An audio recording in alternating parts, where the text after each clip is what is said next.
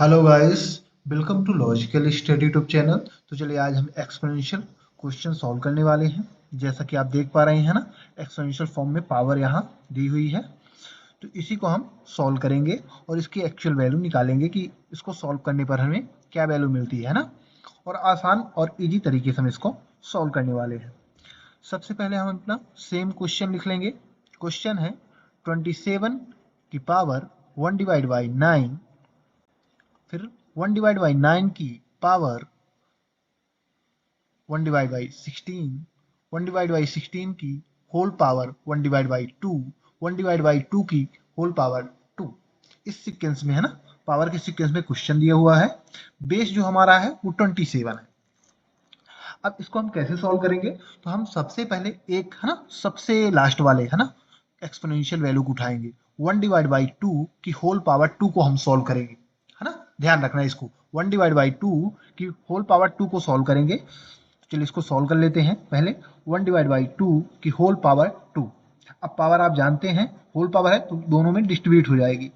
तो 1 का स्क्वायर 1 ही आ जाएगा और 2 का स्क्वायर 4 आ जाएगा। तो इसको सॉल्व करने पर 1 डिवाइड बाई 4 आ चुका है। यानी इसकी जगह 1 डिवाइड बाई 2 होल पावर 2 की जगह 1 डिवाइड बाई 4 रखेंगे। तो अब लिखेंगे यहाँ 27 की whole power 1 divide by 9, 1 divide by 9 की होल पावर 1 डिवाइड बाई 16 और 1 डिवाइड बाई 16 की होल पावर 1 डिवाइड बाई 4। ये वाली वैल्यू रखी जाएगी क्योंकि इसको सॉल्व करने पर हमें 1 डिवाइड बाई 4 है ना, 1 डिवाइड बाई 4 वैल्यू प्राप्त हुई है, राइट। अब क्या करेंगे? अब उसके बाद हम इसको सॉल्व करेंगे, है ना। फिर लास्ट वैल्यू को उठाएंगे इधर से। तो 1 डिवाइड बाई 16 की होल पावर 1 डिवाइड बाई 4 को सॉल्व करेंगे। तो वैल्यू ले लेते हैं 1 डिवाइड बाई 16 होल पावर 4, है ना।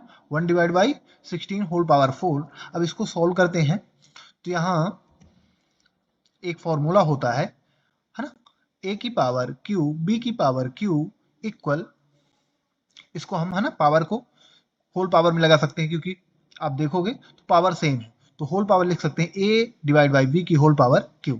यानी आप है ना समझें कि हमारे पास जो क्वेश्चन में है ना, क्वेश्चन है तो फॉर्मूले का RHS साइड में मिल रहा है ना। तो यहाँ सेम जो पावर दी होल पावर, इसको हम इन दोनों के साथ डिस्ट्रीब्यूट कर सकते हैं, है ना, 1 और 16 के साथ। तो हम इसको अगले स्टेप में लिख सकते हैं 1 के साथ। तो 1 की whole power 1 divide by 4, right. और नीचे 16 की होल पावर 1 डिवाइड बाई 4, दोनों में पावर डिस्ट्रीब्यूट हो गई। अब यहाँ गाइस हमें क्या करना, ध्यान रखना है आपको कि 1 की कोई भी पावर लगा दी जाए, है ना। यदि बेस 1 है उसमें कोई भी पावर हो, घातांक में कोई भी वैल्यू हो, उसकी जो वैल्यू आएगी निकल के वो 1 ही आएगी। तो ऊपर वाला तो हमारा सॉल्व हो चुका है ना, 1 ही आएगा। नीचे देखते हैं 16 की पावर 1 डिवाइड बाई 4 है। तो हमें क्या करना है, 16 को लिखना है। 16 को हम लिख सकते हैं, क्या बना के लिख सकते हैं, यहाँ तो 1 आ गया, डिवाइड में 16 को लिख सकते हैं 2 की power 4 whole power 1 divide by 4। अब देखोगे 2 की पावर 4 यानी 2 का 4 टाइम मल्टीप्लाई करने पर 16 आ रहा है, राइट। अब यहाँ देखोगे तो 4 से 4 कैंसिल हो गए। और कैसे कैंसिल हो गए? घातांक का नियम होता है कि पावर का आपस में क्या होता है, मल्टीप्लाई होता है। a की power m whole power n, तो पावर का आपस में मल्टीप्लाई होकर क्या हो जाएगा, a की पावर m इंटू n, है ना। पावर का आपस में मल्टीप्लाई होगा।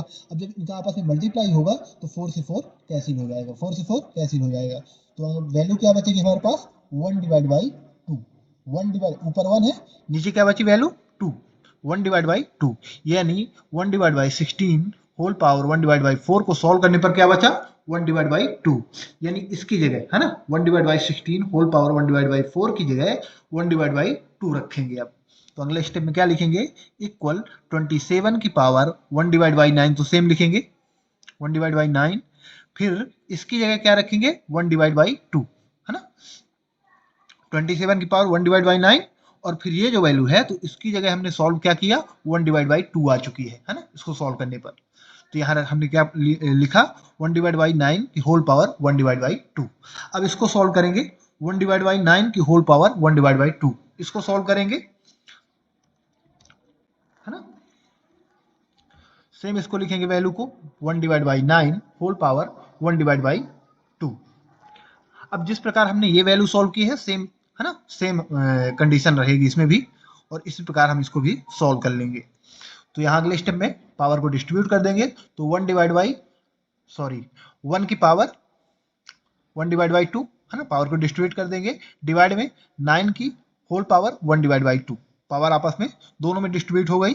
अब यहाँ आप देखोगे 1 की पावर है ना कुछ भी रहेगी तो 1 ही आ जाएगी उसमें वैल्यू, और यहाँ 9 को हम लिख सकते हैं 3 की पावर 2, तो यहाँ 1 डिवाइड में 9 को लिख सकते हैं 3 की पावर 2, 3 का 2 टाइम मल्टीप्लाई यानी 9 ही आ जाएगा, और 1 डिवाइड बाई 2।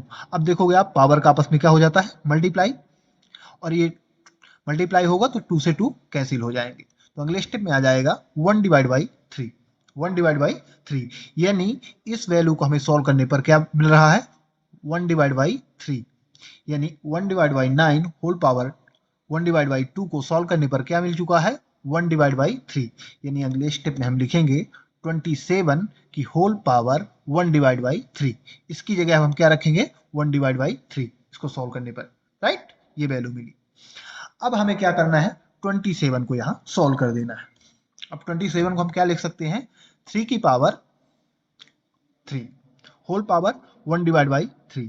अब आप जानते हैं पावर का आपस में मल्टीप्लाई होगा तो 3 से 3 कैंसिल हो जाएंगी, और हमारी एक्चुअल जो आंसर है ना वैल्यू वो निकल के आ चुकी है 3, यानी इस पूरे को है ना इस पूरे एक्सपोनेंशियल वैल्यू को सॉल्व करने पर हमारे पास क्या वैल्यू निकल के आई है 3, यानी हम यहाँ लिख सकते हैं